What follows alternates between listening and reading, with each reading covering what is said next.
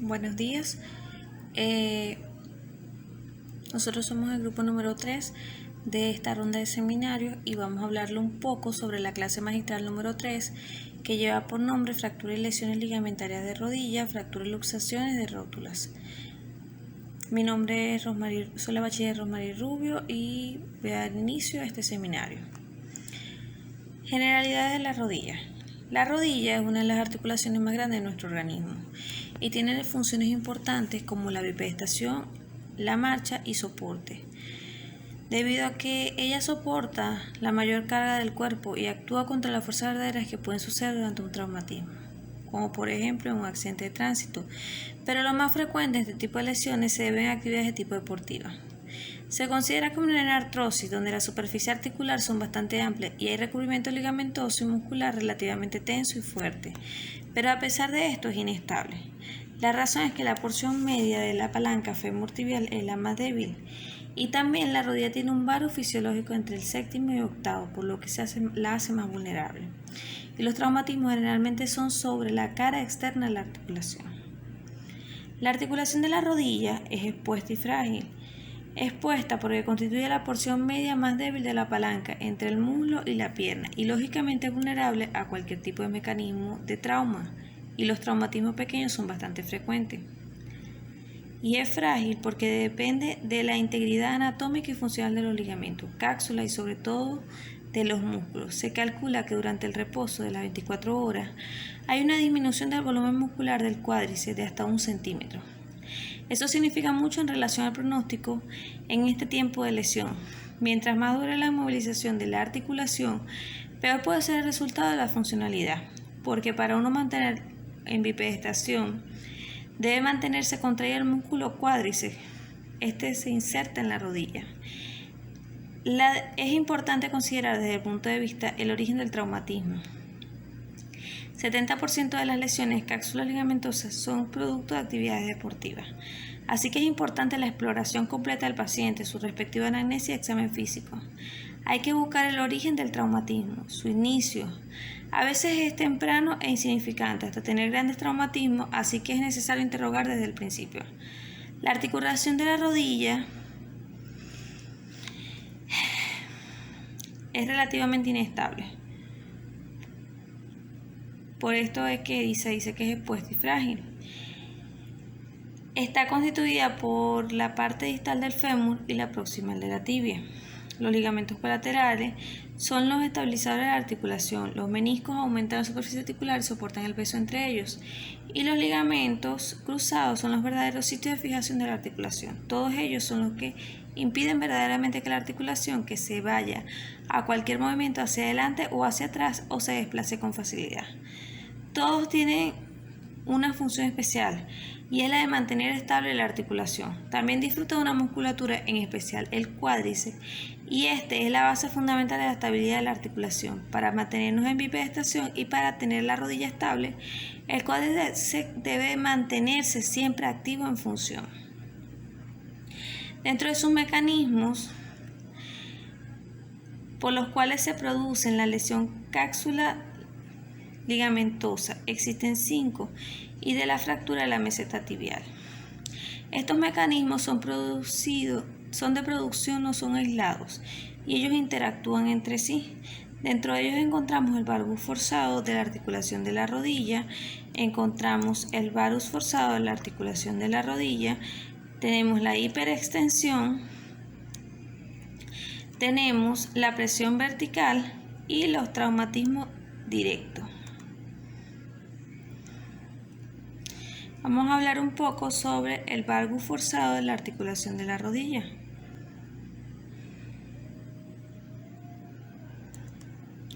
El valgus forzado de la articulación de la rodilla se dice que hay un valgo fisiológico entre el sexto y séptimo que lo hace vulnerable. Es el más factible de que suceda. Ejemplo, cuando es arrollado por un carro o una moto, como observamos en la imagen de la derecha, quedando fijo el pie y la cadera. Eso conduce a lesión del compartimiento interno y de la articulación de la rodilla y pone en tensión al ligamento medial, y la compresión del cóndilo femoral externo avanza sobre la meseta tibial. Entonces, bajo el efecto de la presión y dependiendo de la intensidad, habrá una lesión del ligamento colateral medial y una lesión por compresión o cizallamiento de la meseta tibial externa. Ella puede ocurrir un esguince tipo 1, 2 y 3 por afectación del ligamento colateral medial, y también puede ocurrir una fractura de la meseta tibial externa por cizallamiento puro o compuesto.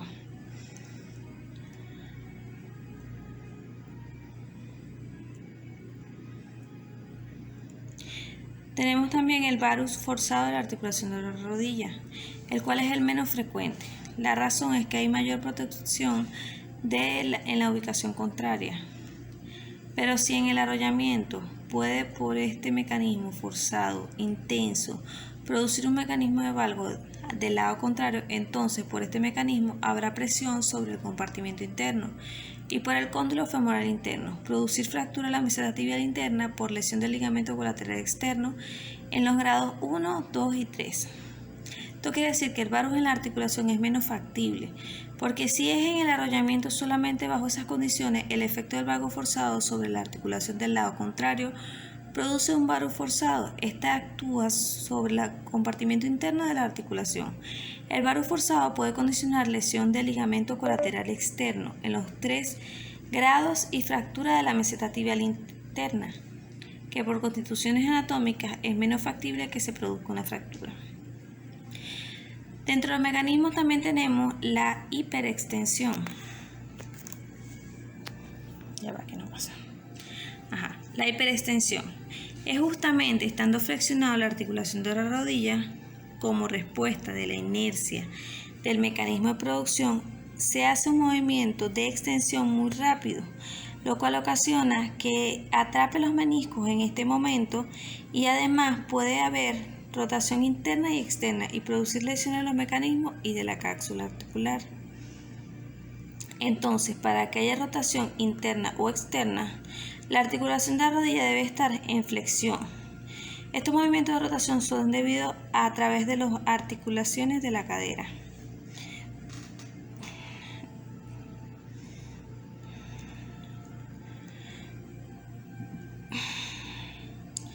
La extensión rápida, un ejemplo de lo que observamos en la imagen de la derecha, en donde una extensión rápida después de una flexión forzada se produce en el fútbol.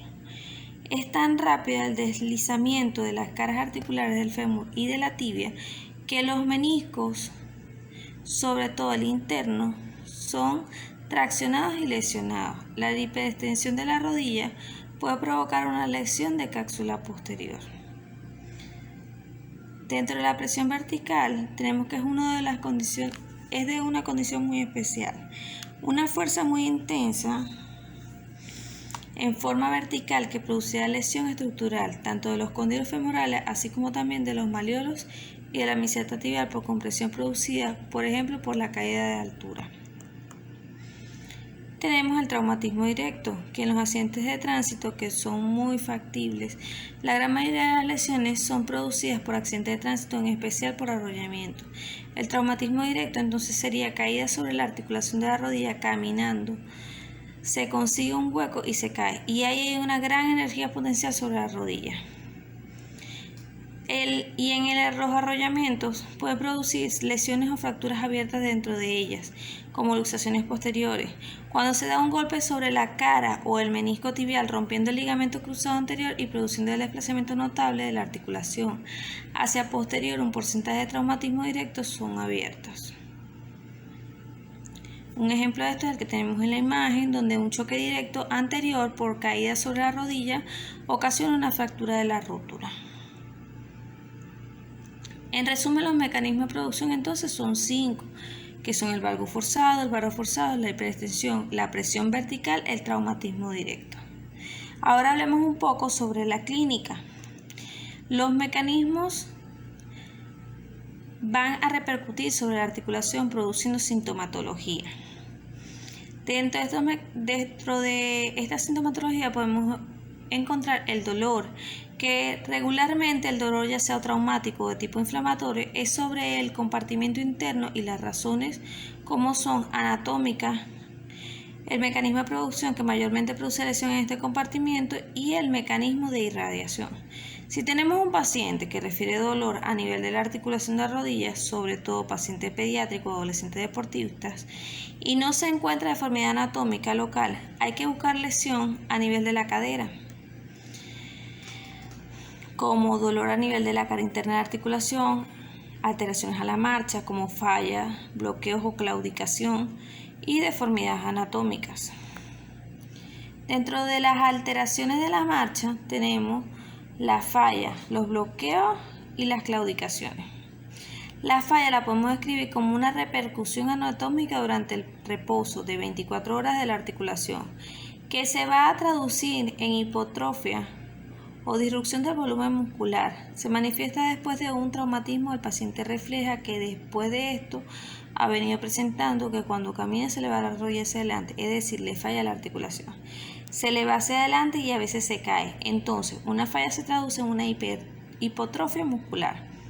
¿Por qué una hipotrofia muscular? Porque una articulación en reposo pierde 1 centímetro diario en el espesor del cuádriceps y se mide el volumen del músculo en comparación con la del lado contrario, se darán cuenta que la diferencia es notable de volumen. Entonces una falla es una articulación que tenga hipotrofia muscular inestable y es dolorosa. Dentro de los bloqueos tenemos que es la lesión de tipo meniscal. Y en algunas circunstancias, cuando la lesión es intraarticular, el paciente siempre tiene sus antecedentes de actividad deportiva. El paciente refiere que va caminando y siente dolor agudo, intenso en la cara interna de la rodilla y la estabilidad de extender con facilidad las articulaciones. Tienen trabada la articulación, se bloquea porque el menisco interno está roto. El cuerno posterior de este menisco, para que esa lesión sea producida en el caso de los meniscos, se necesita lo siguiente: flexión con el peso total del cuerpo, rotación externa o interna y una hiperextensión. Es tan rápido que impide que los meniscos se abran y son atrapados en la articulación. Queda un fragmento dentro de la articulación que casi siempre es cuerno posterior y más del menisco interno. Cuando se logra desbloquear, desaparece el dolor y el paciente puede volver a jugar. A las 24 horas se puede encontrar aumento de volumen con derrame sinovial. El bloqueo es una de las limitaciones de la marcha más difíciles de tratar. Es típico de lesión de menisco y hay un impedimento de la extensión o para la flexión de la rodilla, pero más frecuente es la extensión. También existe un bloqueo extraarticular.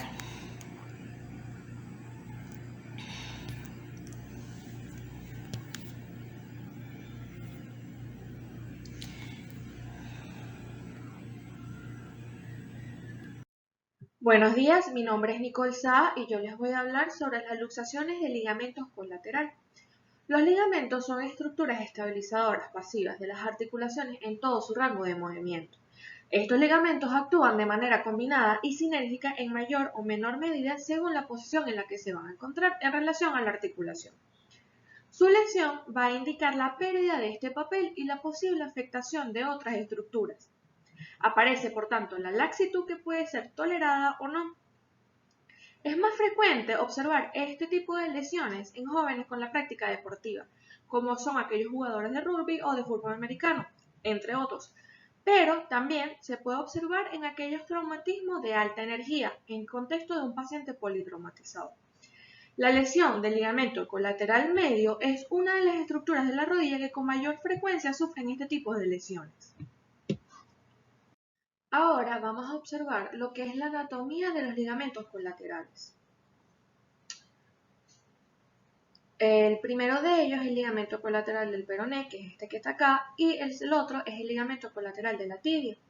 El ligamento colateral de la tibia está ubicado en la cara medial y va desde el epicóndilo medial del fémur hasta el aspecto anteromedial y proximal de la tibia.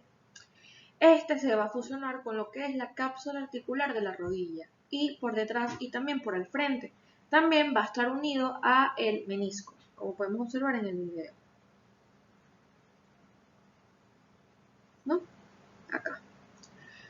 El ligamento colateral del peroné va a estar ubicado en la cara lateral y él va desde el epicóndilo lateral del fémur hasta la cabeza del peroné.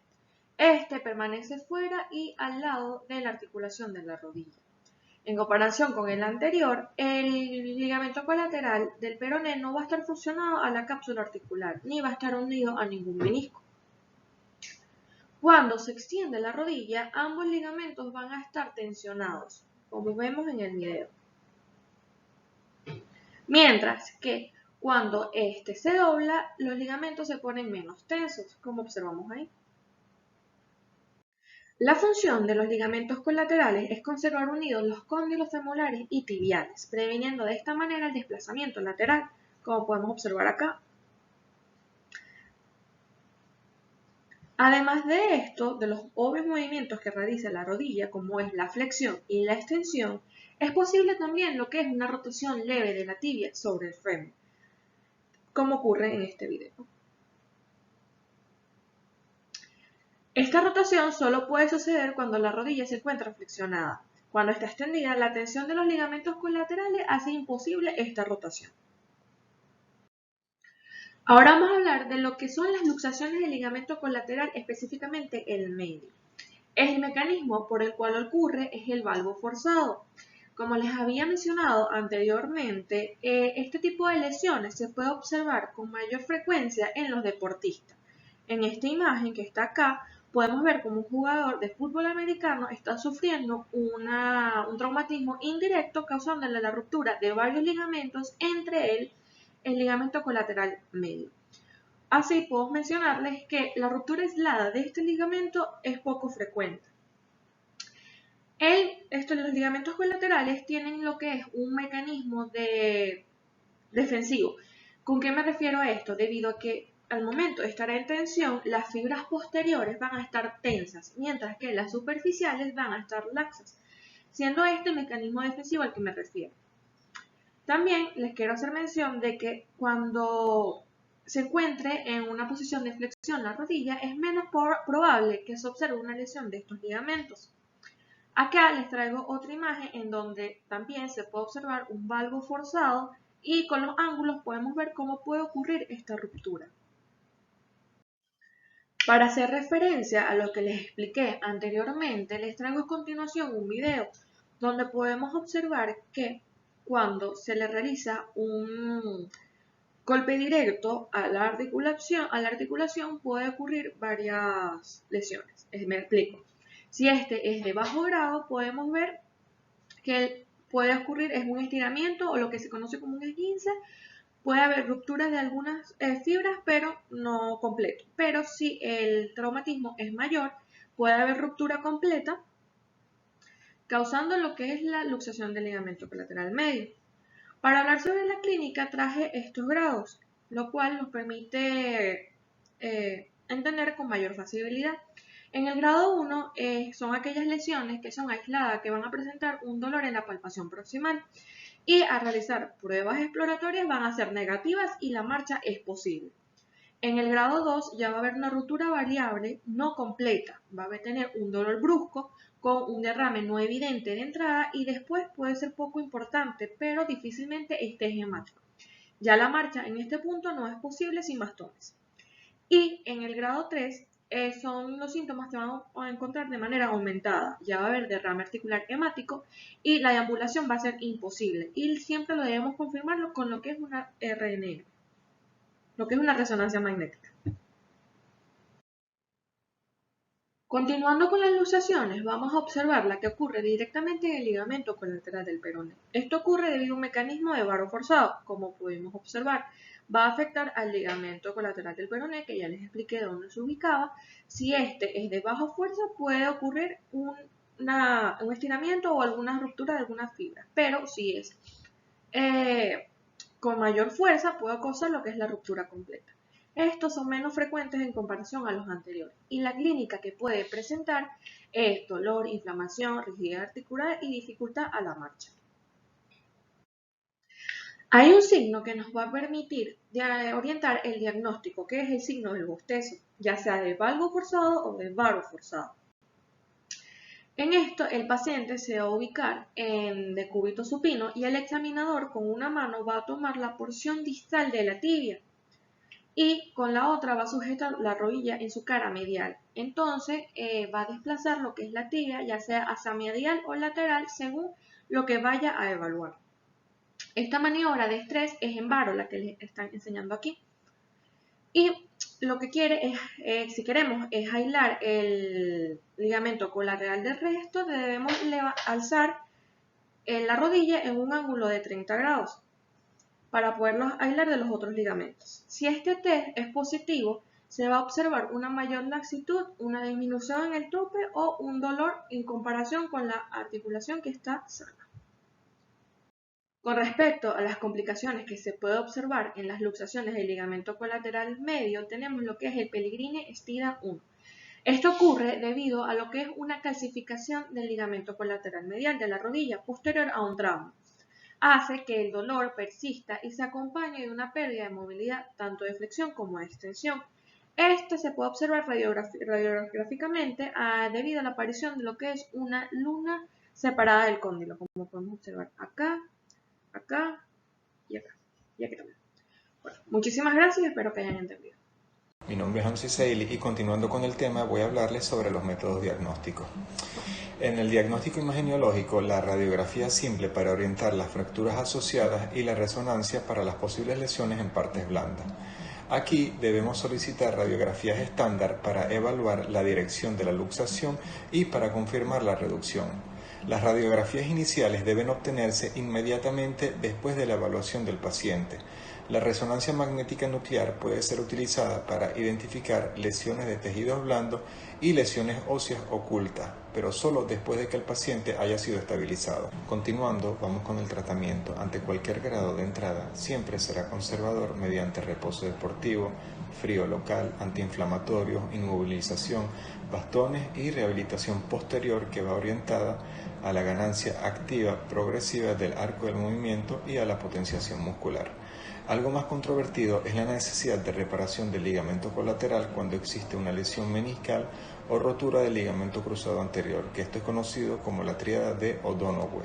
Algunos autores proponen reparación quirúrgica de todas las estructuras y otros una reconstrucción aislada del ligamento cruzado anterior. Continuando, vamos con las lesiones de los ligamentos cruzados tanto anterior como posterior.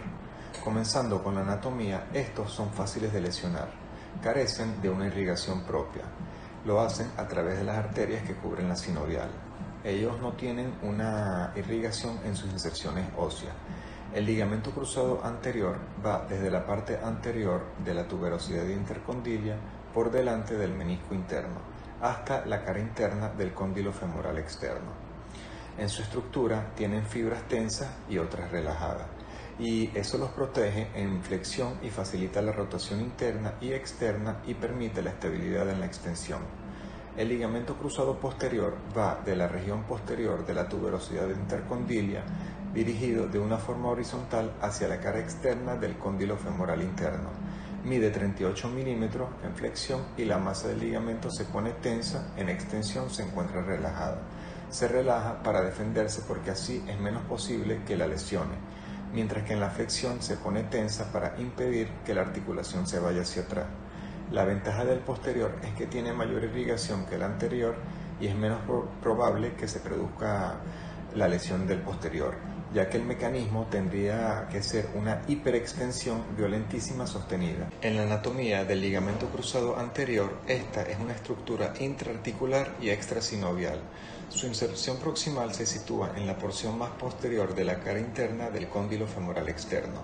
Se dispone en dirección distal anterior interna, abriéndose en abanico hacia su inserción distal en la región anterointerna de la meseta tibial entre las espinas tibiales. Estructuralmente está compuesta por fibras de colágeno rodeados de tejido conjuntivo laxo y tejido sinovial. La vascularización del ligamento cruzado anterior es escasa y depende fundamentalmente de la arteria geniculada media. Su inervación depende de las ramificaciones del nervio tibial. Tiene una escasa capacidad de cicatrización tras su lesión o reparación quirúrgica, obligando a realizar técnicas de reconstrucción y sustitución. La longitud media del ligamento cruzado anterior tomado desde su tercio medio oscila entre 31 y 38 milímetros y su anchura media es de 11 milímetros. El ligamento cruzado anterior es una estructura fibrosa que se divide en varios fascículos o bandas. En ocasiones es difícil distinguirlas tanto micro como macroscópicamente. Habitualmente se describen dos fascículos: el fascículo posterolateral, que se refiere al más posterior y externo en la tibia y al más posterior y distal en el fémur, y el fascículo anteromedial, que es el más anterior e interno en la tibia y el más proximal y anterior en el fémur. El fascículo anteromedial es la parte estructural más anterior y más expuesta a traumatismo. Cuando éste se flexiona, la rodilla tensa el fascículo anteromedial y el ligamento rota 90 grados sobre sí mismo. Cuando se extiende la rodilla, se tensa la banda posterolateral y el ligamento se aplana y se ensancha. La inserción femoral del ligamento cruzado anterior comienza en la parte más alta de la escotadura, en la zona de transición entre el techo de la escotadura y la pared medial del cóndilo femoral externo. Luego se extenderá ocupando toda la altura de la escotadura lateral para terminar en la parte más inferior, en el límite entre el hueso y el cartílago, que suelen coincidir en el borde medial del cóndilo externo. El ligamento cruzado anterior normal presenta una inserción tibial muy ensanchada, cerca del doble de su origen femoral. Aquí se ha considerado que la pendiente medial de la espina intercondilia medial representa el origen del margen medial del ligamento cruzado anterior nativo. En la anatomía del ligamento cruzado posterior se origina en el borde lateral del cóndilo femoral interno y centrales del intercóndilo. Tiene una longitud media entre 32 y 38 milímetros y se inserta aproximadamente entre 1 y 1.5 centímetros inferior al borde posterior de la tibia, en una depresión posterior entre los dos platillos tibiales llamados la faceta del ligamento cruzado posterior o fobia. La proximidad de la inserción tibial del ligamento cruzado posterior al paquete neurovascular popliteo requiere una extrema precisión quirúrgica durante la reconstrucción del ligamento cruzado posterior.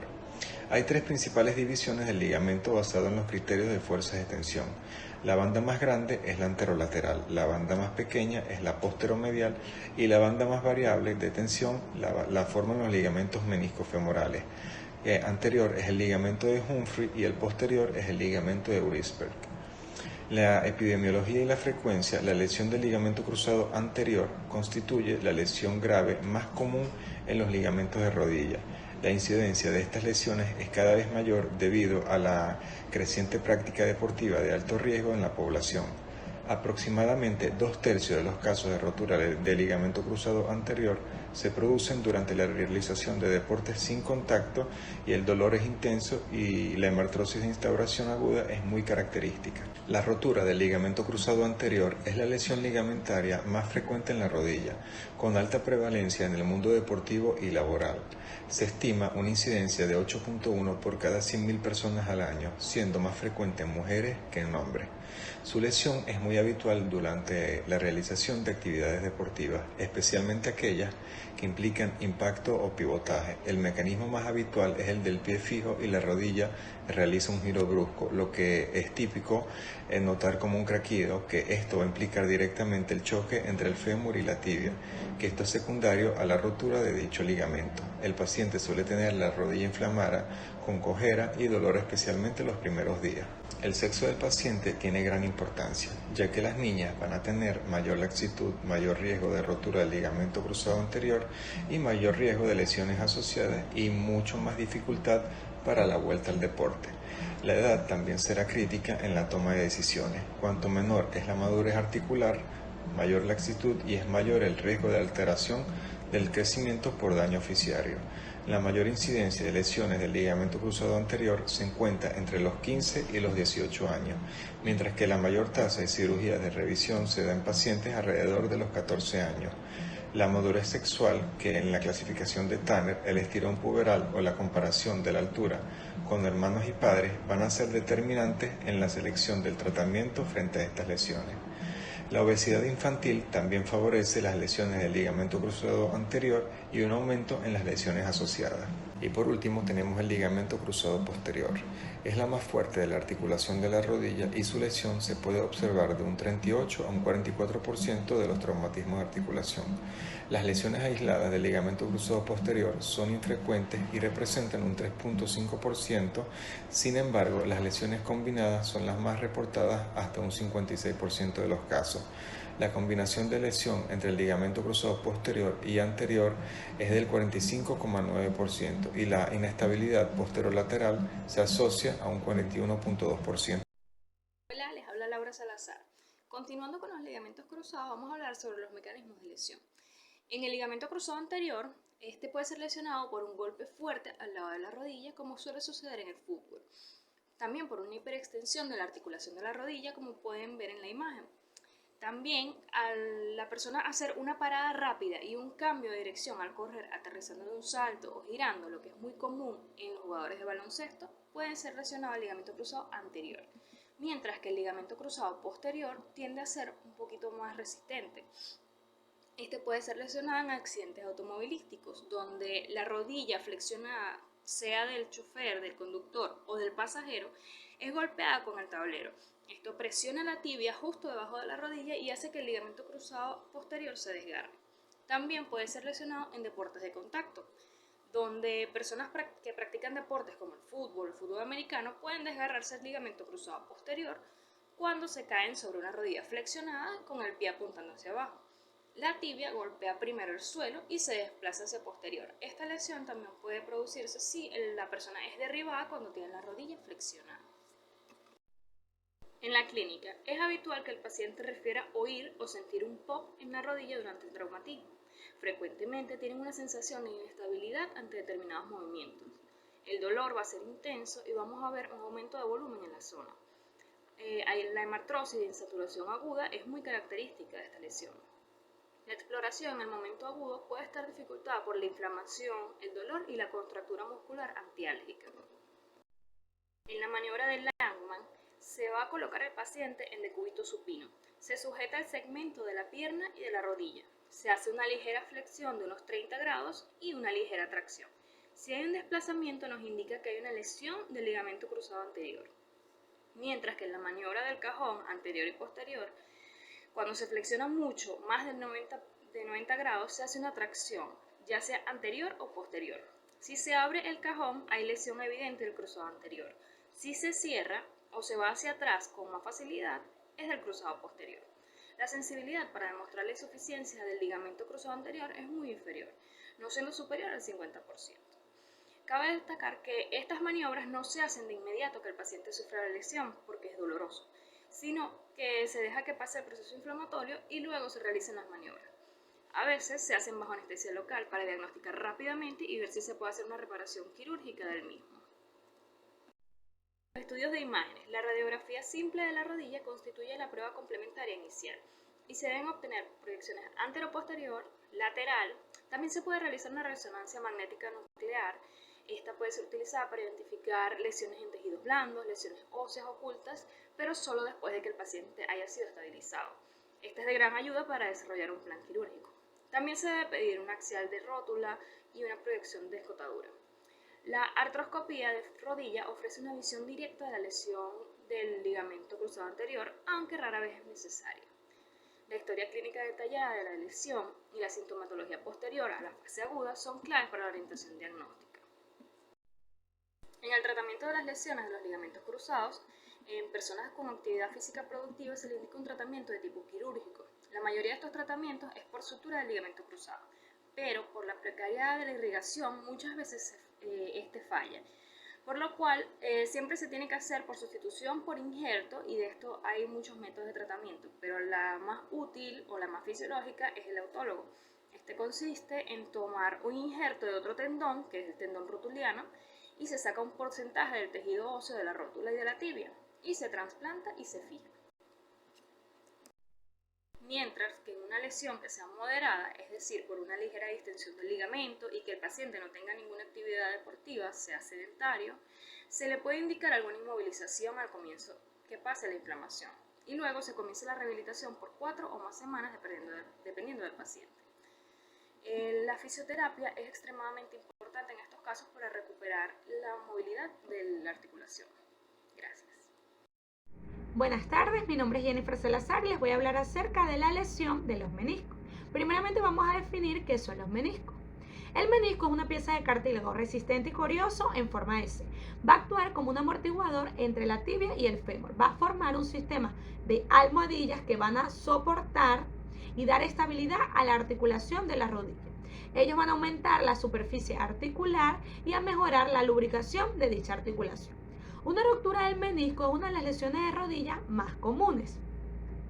Los meniscos van a tener una forma de semicírculo, van a estar formados por dos extremos, los extremos anteriores y posteriores. Estos van a recibir el nombre de cuernos. Entre los cuernos va a haber una zona media, que esta se va a llamar cuerno. Tenemos dos meniscos en cada rodilla, un menisco interno o medial y el menisco externo o lateral. Cada uno de ellos tiene características específicas. El menisco interno tiene forma de C, es más abierto, va a estar unido en la cápsula en toda su longitud, va a ser menos móvil. Este va a ser el más proclive a lesionarse y a romperse.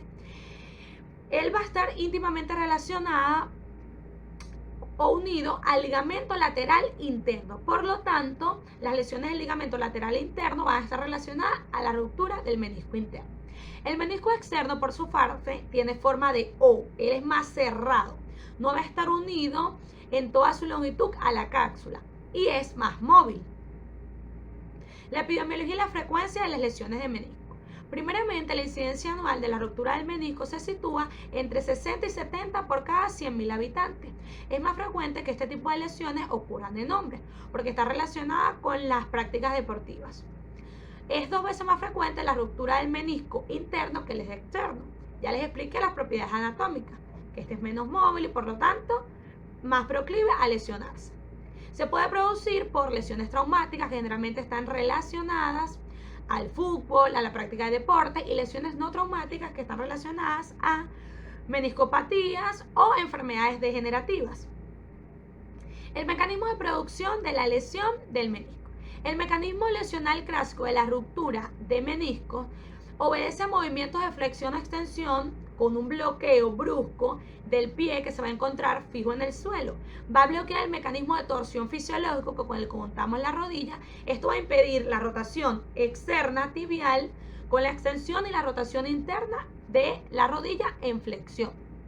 El menisco se va a desplazar hacia el interior, se va a meter dentro de la articulación, va a quedar aprisionado entre los dos cóndilos,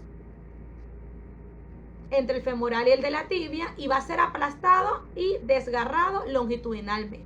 Para que se produzcan las lesiones de los meniscos, se necesita que la rodilla esté en flexión, con el peso total del cuerpo sobre él. Esto se puede producir por una rotación brusca del pie con apoyo fijo, por mecanismos de hiperextensión, hiperflexión y posiciones bruscas en varo y en valgo. Los tipos de rupturas meniscales. Hay ciertos patrones característicos que nos definen las rupturas de menisco. Estos pueden ser verticales, que es en el seno del espesor meniscal. Por su parte se pueden dividir en incompletos y completos. Las completas, la brecha va desde la superficie superior meniscal hasta la inferior, la recorren completa. Las incompletas por lo general van a respetar parcialmente el espesor meniscal. También se pueden clasificar morfológicamente en longitudinales, en los transversales o radiales y en los oblicuos. Y también vamos a tener unos horizontales como en boca de pico del oro, pediculares y en asa de cubo doble o múltiple. En esta imagen les muestro los diferentes tipos de patrones más comunes de ruptura del menisco. Pueden ser verticales, oblicuos, puede ser por procesos degenerativos, puede ser radial o transverso y horizontales. La clínica de una ruptura del menisco. Tenemos que la persona va a presentar una sensación de ruptura, va a presentar un dolor intenso, localizado y molestia en la rodilla, que se puede percibir en todo el espesor de la línea articular. Va a estar hinchado toda la zona edematizada por la presencia de líquido articular, lo que va a dificultar el movimiento normal. Por lo tanto, la persona va a presentar cierta incapacidad funcional. Si la lesión del menisco está avanzada, se puede producir un bloqueo de la rodilla. vamos a tener una dificultad para enderezar la rodilla completamente. Tenemos que estar pendientes porque los síntomas se pueden disfrazar otras patologías. Por lo tanto, es súper necesario acudir al médico. Muchas gracias por su atención. Buenos días, mi nombre es Carlene Salazar y en cuanto a la imagenología de los meniscos, tenemos que el diagnóstico de determinadas lesiones meniscales, sobre todo aquellas traumáticas, con las maniobras explorativas, ya sean las funcionales o las mecánicas, suele ser suficiente. Pero en caso de que haya dudas, se puede recurrir a la resonancia nuclear magnética, que es un método muy útil que nos permite ver las lesiones meniscales mediante signos como lo es la intensidad normal del sustrato del fibrocartílago, también por la distorsión de la configuración triangular o por la separación periférica de las cápsulas. Mientras que la radiología convencional nos permite descartar lo que son las lesiones óseas ante traumatismos en las rodillas. Y su utilidad principal es valorar los cambios degenerativos articulares que pueden aparecer tras una ruptura crónica del menisco o tras una meniscectomía, pero en sí no da el diagnóstico de una ruptura meniscal. La elección de un determinado tratamiento va a depender del tipo de lesión, del tamaño y de la localización. Tenemos que diferenciar entre el tratamiento definitivo de la ruptura meniscal y la atención inicial de una ruptura aguda. Ante la sospecha clínica de una ruptura en la sala de urgencia, se debe realizar lo que es una artrocentesis si existe derrame articular cuantioso, que nos puede ayudar en el diagnóstico, y se aplican medidas antiinflamatorias como son los vendajes comprensivos, los AINES, el frío local, la elevación de las extremidades. Si el paciente llega con un bloqueo de inflexión, este se puede desbloquear mediante movimientos de rotación tibial con la rodilla, en flexión completa y realizando una extensión brusca.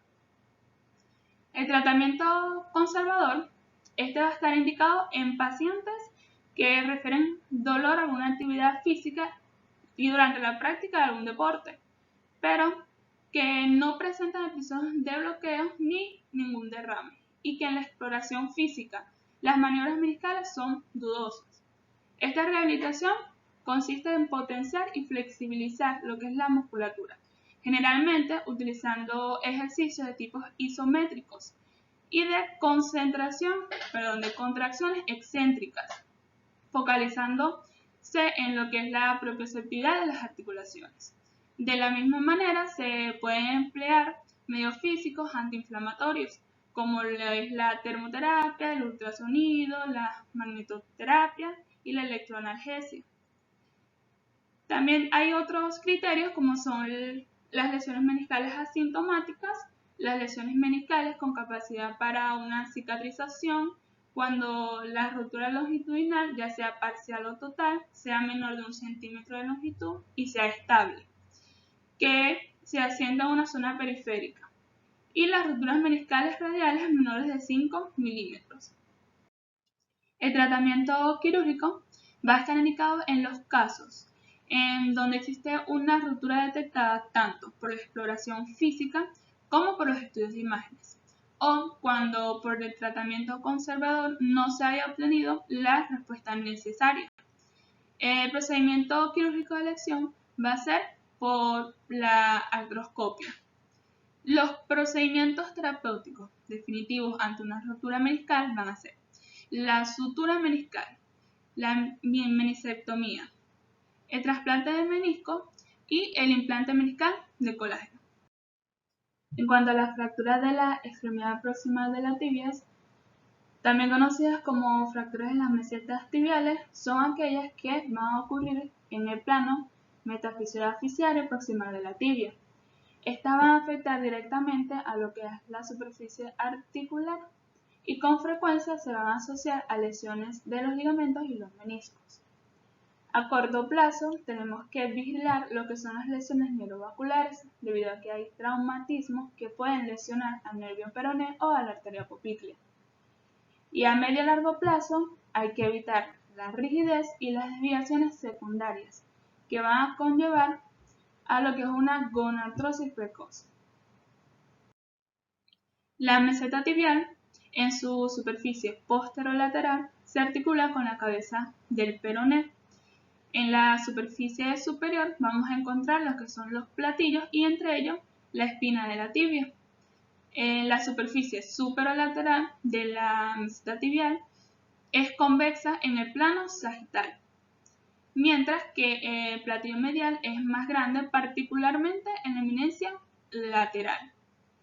En el plano sagital, lo que es la superficie superior, se encuentra en una inclinación anteroposterior de 11 a 15 grados y las eminencias hipercondilia provee de inserciones a los meniscos y a los ligamentos cruzados. La epidemiología de las fracturas del extremo proximal de la tibia son fracturas que ocurren en varones en edades de 30 a 70 años, con una edad media de 50. Son fracturas que son poco frecuentes y representan el 1% de las fracturas en total y el 8% de las fracturas en ancianos. Estas se pueden producir tanto por mecanismos directos como mecanismos indirectos, aunque generalmente se presenta por accidentes de alta energía, asociándose con otras lesiones de la misma pierna o en pacientes politraumatizados. En pacientes mayores, el mecanismo de fractura para la fractura suele ser de baja energía. Las fracturas de la meseta tibial externa son las más frecuentes, debido a que la meseta tibial externa es más alta y por ello es menos resistente. Las fracturas de la meseta tibial interna, ellas están asociadas con accidentes de mayor energía y por ello hay mayor afectación de las partes blandas y lesiones asociadas, sobre todo del nervio peroné o daños de la arteria popliteal, así como síndromes compartimentales. La osteoporosis conlleva a diferentes patrones de fracturas. En personas jóvenes con huesos sanos, las fracturas suelen ser de tipo separación, mientras que en pacientes con mayor edad, las fracturas más comunes son por hundimiento. Estas fracturas por separación suelen ocurrir cuando el mecanismo fuerza el valgo o el varo, mientras que las fracturas de hundimientos son por mecanismo o por traumatismos axiales.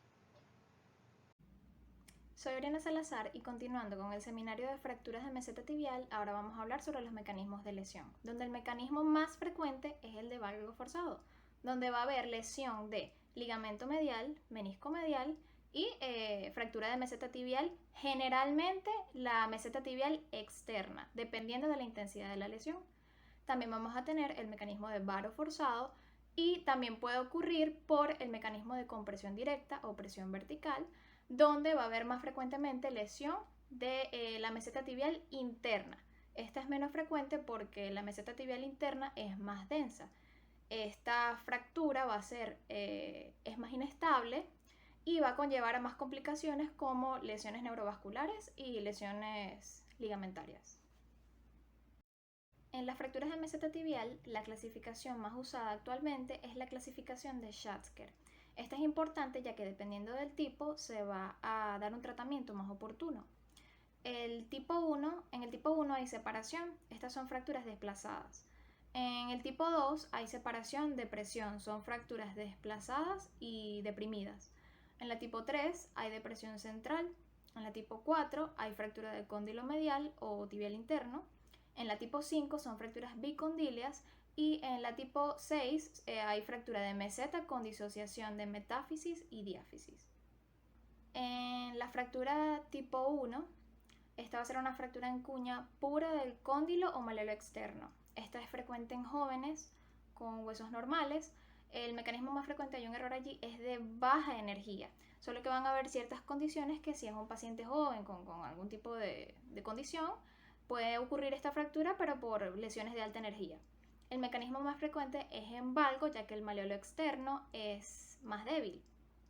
Hay frecuente lesión del menisco externo y esta actúa por compresión o cizallamiento.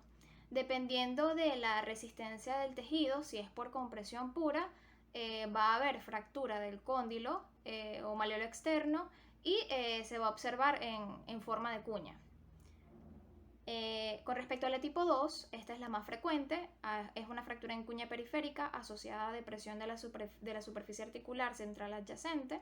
Esta puede ocurrir en hueso normal y en hueso porótico. Aquí el mecanismo es de cizallamiento más compresión. El mecanismo de cizallamiento va a encontrar en la superficie estructural un reblandecimiento, que es donde va a ocurrir la compresión. Este se puede dar en pacientes con osteoporosis más frecuentemente, por eso les comenté anteriormente que en el tipo 1 y tipo 2 es más frecuente de baja energía, pero como ya les dije también, puede ocurrir en personas jóvenes con alguna condición cuando son lesiones por alta energía. Con respecto a la tipo 3, aquí va a haber depresión central pura sin fractura en cuña. Esta es más frecuente en pacientes entre la cuarta y quinta década de la vida, sobre todo en mujeres. Ya aquí los huesos van a estar reblandecidos, esto es frecuente en huesos poróticos. El 36% de las fracturas de meseta tibial, estos son de baja energía, ocurre por mecanismo de compresión pura y, como ya les comenté, ocurre sobre todo en pacientes por lo menos con osteoporosis o pacientes que tienen debilidad funcional. Existen dos tipos, 3A, donde hay depresión lateral, y 3B, donde hay depresión central. En la tipo 4 va a haber fractura del cóndilo tibial interno. El trazo comienza en componente femorotibial externo que se dirige hacia abajo y hacia adentro, y generalmente tiene un trazo accesorio que va desde el compartimiento femorotibial interno, pasando por la línea de fractura, y generalmente aísla un tercer fragmento que corresponde a la eminencia intercondilia. Este está asociado a fracturas de espina tibial, lesión de meniscos en un 50% y lesión de ligamentos, sobre todo el ligamento cruzado anterior, en un 33%. Estas son de peor pronóstico por las complicaciones asociadas, ya sea de ligamentos o neurovascular. Esto ocurre porque en este tipo de fractura se comprime el compartimiento externo y esto puede ocasionar una subluxación de la articulación. Estas son menos frecuentes y son más inestables, o sea, es por lógica, ya que el cóndilo tibial interno es más resistente que el cóndilo externo, por eso es que es más frecuente que ocurra en el externo que en el interno, y por eso estas son de poca frecuencia. Y este tipo de fracturas no son las que le va a ocurrir por lo menos a una persona mayor que tenga una caída de altura, sino que esta es propia de pacientes jóvenes, de personas jóvenes. Tiene un mecanismo complejo que es de varo más valgo más carga axial, por eso es por compresión, sobre todo lesiones de alta energía. En la tipo 5, esta es una fractura bicondilia compuesta por fracturas en cuña de los dos cóndilos, a ambos lados de la eminencia intercondilia. Esta ocurre por un traumatismo axial, es decir, estas son por compresión, por ende por un mecanismo vertical. Esta es frecuente en ancianos o de alta energía en jóvenes, aunque siempre para que esto ocurra debe ser un mecanismo debe haber una lesión de alta energía. Esta sí puede ser por lo menos de un anciano que haya tenido una caída de altura y ocurre este tipo de fractura. Hay alto riesgo de complicación y puede haber infección hasta en el 23% de los casos, según Moore et al. En la tipo 6, estas son fracturas con separación metafisaria, hay conminución y hundimiento. Esta corresponde al 20% de las fracturas de meseta tibial. Estas son fracturas con lesiones de extremadamente alta energía, donde hay lesión meniscal y ligamentosa. Aquí se compromete, se fractura el malleolo externo, el compartimiento externo, y también va a haber fractura de la metáfisis proximal de la tibia. Aquí hay un alto riesgo de retardo de consolidación y también va a haber alto riesgo de fracturas abiertas, hasta en un 33%, con un gran componente inflamatorio, y también hay alta probabilidad de que ocurra síndrome compartimental. Con respecto al diagnóstico, este puede ser por rayos X simple, TAC y resonancia magnética. En realidad, la rayos X sirve más para el diagnóstico y la TAC y resonancia magnética se utiliza más postquirúrgico o durante la cirugía. También esto va a depender de las condiciones del paciente. Un plan quirúrgico basado en rayos X simples generalmente es modificado hasta en un 70% tras la realización de un TAC y un 30% tras la resonancia magnética. Esto nos quiere decir que el TAC y la resonancia son más útiles en ciertos casos y que un plan que es basado en una rayos X puede cambiar luego de un TAC o una resonancia magnética, sobre todo después de un TAC. La depresión y el desplazamiento del fragmento son claves para el manejo quirúrgico y esto lo podemos ver, como ya les comenté, sobre todo con un TAC. Podemos ver depresión en artrosis postraumática. Si hay rotura meniscal, vamos a observar desplazamiento. Hay autores que recomiendan artroscopia en tipo 1. Si es tipo 3A, radiológicamente en rayos X simple no se observa mucha lesión, pero sí se observa como que hay un espacio comprimido. En la tipo 3B puede pensarse que no hay una lesión grave, pero esto es evidente en la resonancia. Sin embargo, hay superficies articulares que están prácticamente bien y no se observa depresión o hundimiento. En la tipo 6 se puede utilizar rayos X y resonancia y se observa una lesión meniscal. En esta diapositiva podemos ver una fractura de meseta tibial, la cual fue intervenida con una placa posteromedial. Se puede observar la fractura articular en rayos X simple en la primera foto y en TAC. Y luego se observa el control intraoperatorio y postoperatorio. El tratamiento. Los objetivos del tratamiento de fracturas son, primero, alinear los focos de fractura. Hay que impedir que hayan irregularidades de alineación. Hay que facilitar el proceso de consolidación de la fractura, facilitar la recuperación de las partes blandas y darle estabilidad y funcionalidad a la articulación, ya sea con tratamiento quirúrgico o conservador. Pero no debemos olvidar que el paciente siempre debe referirse a un centro de rehabilitación dirigida. Con respecto al tratamiento de las fracturas de meseta tibial tipo 1, se puede tratar conservadoramente dependiendo del paciente, dependiendo de la lesión. Si hay un desplazamiento menor a 2 milímetros, si no hay inestabilidad axial y si hay contraindicaciones de tratamiento quirúrgico, es que se va a realizar un tratamiento conservador. Como es tan frecuente la lesión de meniscos en este tipo de fracturas, se recomienda realizar una resonancia magnética y artroscopia para descartarlo. Si el menisco está interpuesto en la fractura, se realiza reducción abierta. Si el menisco está intacto, se realiza reducción cerrada mediante fijación percutánea con tornillos. En el tratamiento de las fracturas tipo 2, en pacientes jóvenes con más de 4 milímetros de depresión se tiene que tratar quirúrgicamente. En ancianos, si hay estabilidad de la articulación, se puede tratar conservadoramente, proscribiéndose la marcha con apoyo.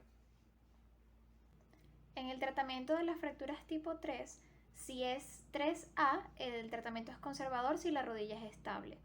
Y en el 3B se realiza artroscopia por fijación de platillo o de otro tipo conservador. En un paciente con un estilo de vida activo, el tratamiento es quirúrgico.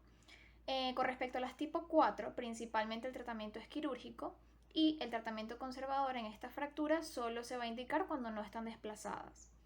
La fijación con tornillos no es suficiente por sí sola y deben utilizarse placas para mejor fijación. Con respecto al tratamiento de las fracturas tipo 5, al tener estas fracturas un mecanismo tan complejo, hay que dejar pasar primero el proceso inflamatorio y descartar que exista síndrome compartimental para luego realizar el tratamiento.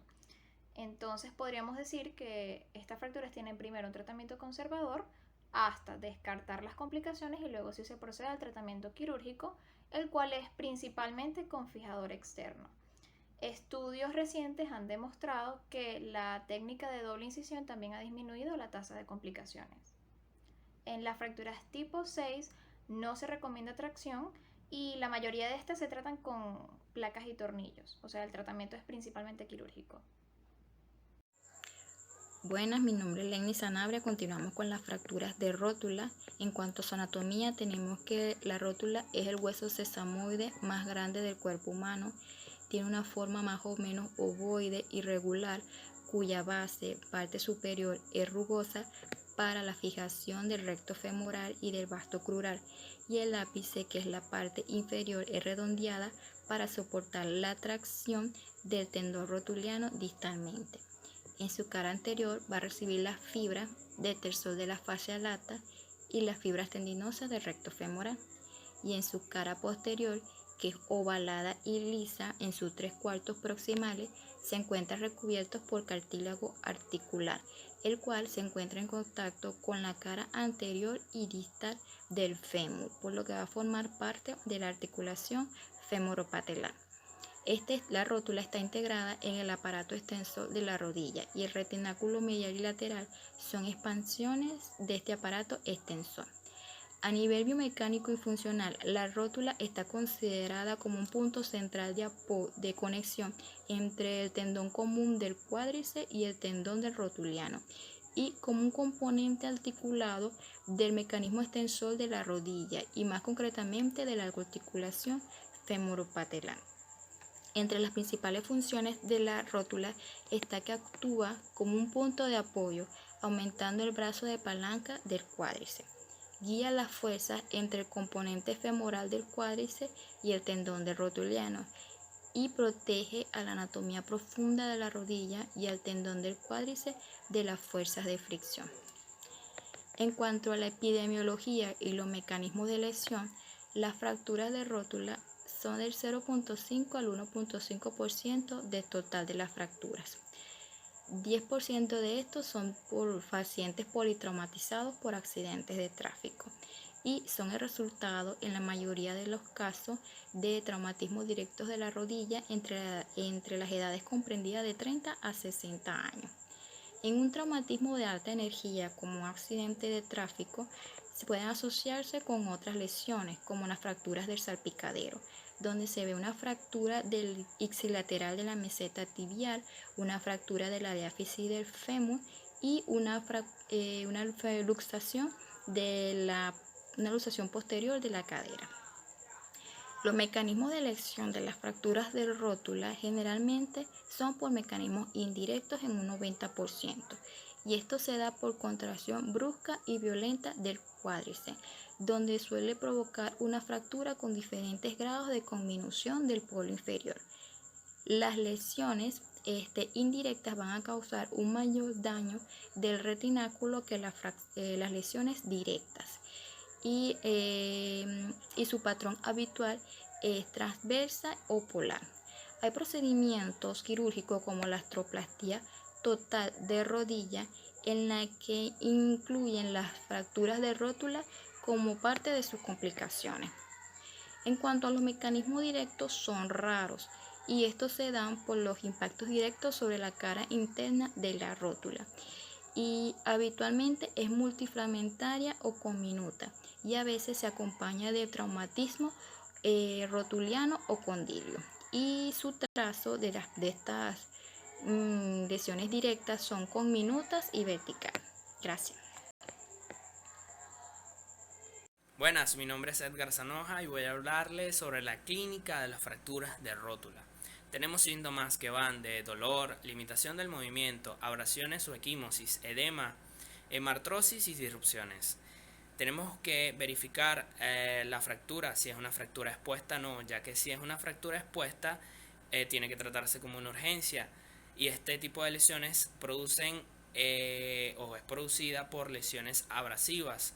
Lesiones abrasivas que se tienen que tratar con lidocaína o lavarlas con 100 mililitros de solución para verificar si no hay una comunicación entre la articulación y la lesión abrasiva.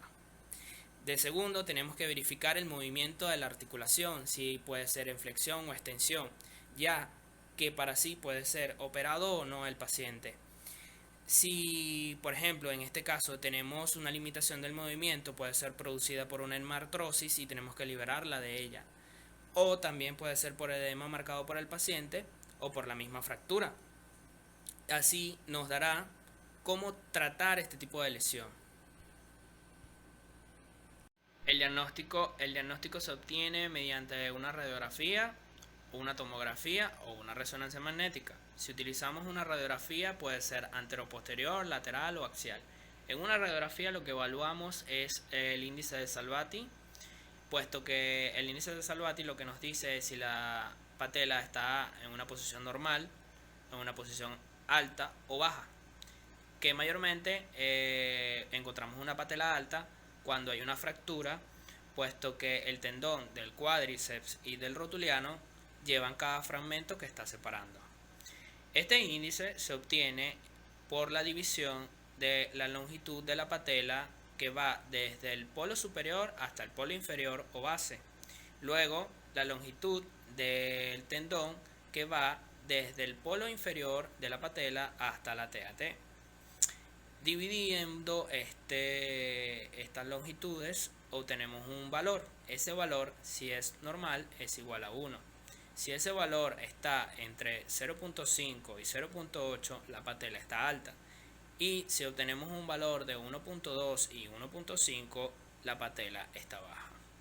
Dependiendo de la posición de la patela, vamos a hacer un tratamiento, puesto que tenemos una fractura o una disrupción de lo que sería el tendón de los rotulianos, y si obtenemos una patela lateralizada o medializada, podemos decir que tenemos problemas con los retináculos extensores, y así podemos llegar a un tratamiento.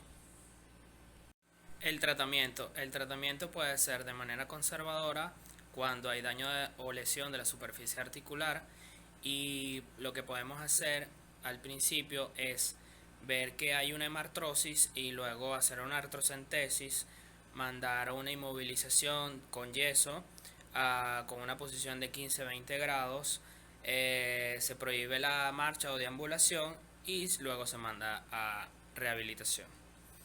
De manera quirúrgica se utiliza fijaciones por cerclaje que puede ser de tipo circular o en 8. A la larga da lo que es la posibilidad de dar estabilidad al paciente, pero con el pasar del tiempo y la movilización, este tipo de cerclaje puede perderse o deshacerse, puesto que las contracciones musculares dañan este tipo de fijación. Por eso se utiliza pines o el método de Abenco, que permiten tempranamente la deambulación del paciente, y el tiempo de inmovilización es alrededor de 8 semanas. Para seguir hablando del tratamiento, aquí les traje un cuadro comparativo del tipo de lesión y el tipo de tratamiento adecuado para esas lesiones. Por ejemplo, si tenemos lesiones que hay que tratar de manera conservadora, tenemos que utilizar un tratamiento con yeso, un yeso de tipo inguino-malleolar o una ortesis. Si son fracturas estrelladas o con minutas, utilizamos lo que sería un cerclaje o patelectomía parcial o total. Si la fractura o la lesión son polares, utilizamos lo que es tornillo a compresión o una patelectomía parcial. Si sucede una lesión osteocondrales, sería una escisión o reconstrucción del cuerpo libre. Anatómicamente, lo único que podemos ver en cuanto a la luxación de la rótula es el aumento de la desviación en valgo y la rotación externa de la rodilla. Tenemos muchos factores, tanto óseos como factores de partes blandas. El genovalgo es una de ellas, de los factores óseos. También tenemos los factores de las partes blandas, como la ruptura o fractura del ligamento femoropatelar medial, que es la que mayormente causa este tipo de luxaciones. Buenas, en este momento vamos a hablar un poco sobre la luxación de rótula, específicamente de la epidemiología y la frecuencia, la cual está asociada con la actividad. ¿Con qué tipo de actividad? Con la actividad física o con la persona que sea de alguna forma activa. ¿Por qué está asociado a esto? Digamos que está asociado a la actividad física porque los pacientes que tengan una actividad física exacerbada, como son profesionales, jugadores de fútbol, béisbol, baloncesto, fútbol americano, este tipo de personas ejercitan mucho la parte inferior de su cuerpo con el fin de poder tonificarlo y que tengan un mayor desempeño. A la hora de practicar estos deportes, son deportes de alto impacto, por lo cual pueden llevar un traumatismo directo o hacer algún tipo de digamos, mecanismo indirecto que puede conllevar a que la persona tenga una luxación de rótula.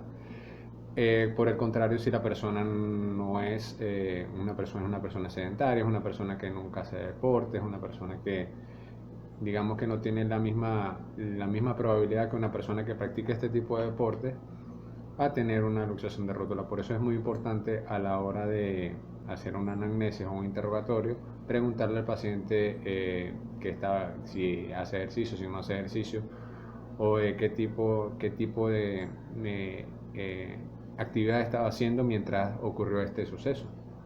También está ligado íntimamente a la edad, dado que no digamos que es imposible, pero sí es muy poco probable que las personas mayores puedan tener una actividad física mayor a las personas que son jóvenes.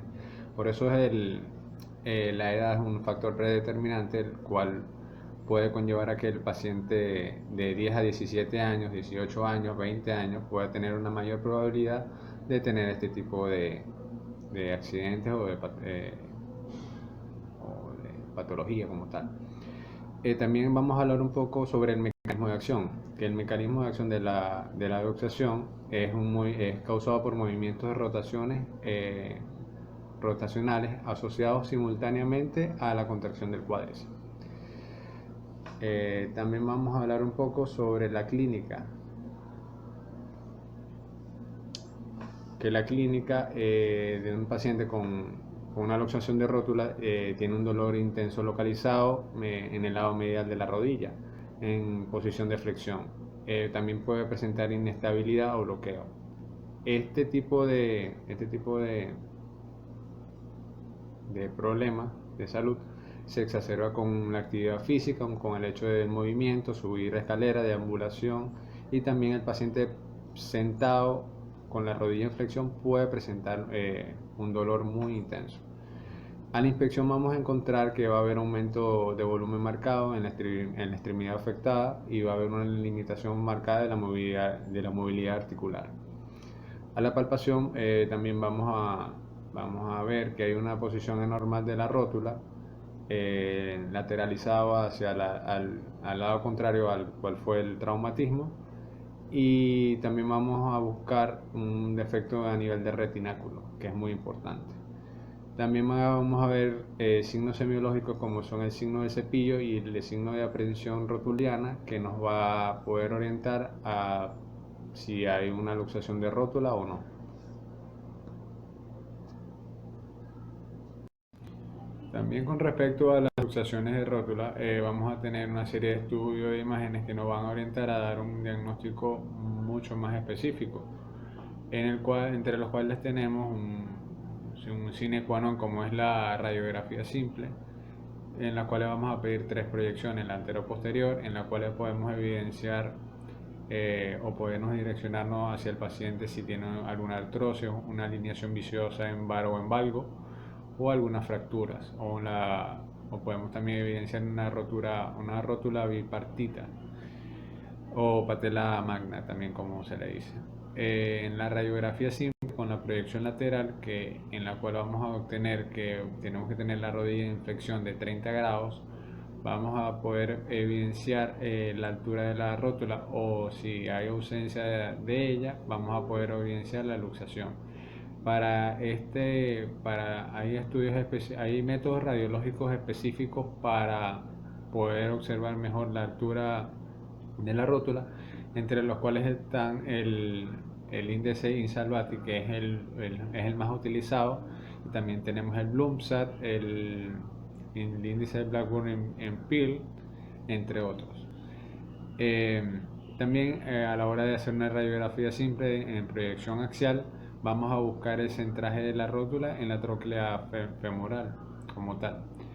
También, además de las radiografías, podemos evidenciar que también podemos hacer TAC o tomografía computarizada, o podemos pedirle al paciente que se haga una resonancia magnética. Para ello también tenemos que tener en claro que la artrografía y la gammagrafía están en desuso en estos momentos. También podemos observar que a la hora de tener un tratamiento, lo vamos a poder, la finalidad de la enfermedad en el tratamiento es tratar de conllevarlo de una manera conservadora, en el cual vamos a priorizar al paciente para una reducción manual de la luxación y una inmovilización durante los primeros 15 días, las cuales vamos a poder ayudar con crioterapia, antiinflamatorios, y luego de este periodo de 15 días ya el paciente puede entrar en una fisioterapia continua. Con esto, en el transcurso de 3 a 6 meses, el paciente ya podrá tener una movilidad relativa de la extremidad específicamente. También en casos de microfilamentos de cartílago articular será necesaria una intervención quirúrgica artroscópica, nada más cuando encontremos microfilamentos específicos. El tiempo de rehabilitación es relativo para actividades físicas, como por ejemplo de personas que son deportistas, va de 3 a 6 meses, pero en personas que no son deportistas, que no conllevan un peso diario o un esfuerzo relativo sobre la articulación como tal, pueden retomar sus actividades diarias de 8 a 9 semanas. Muchas gracias.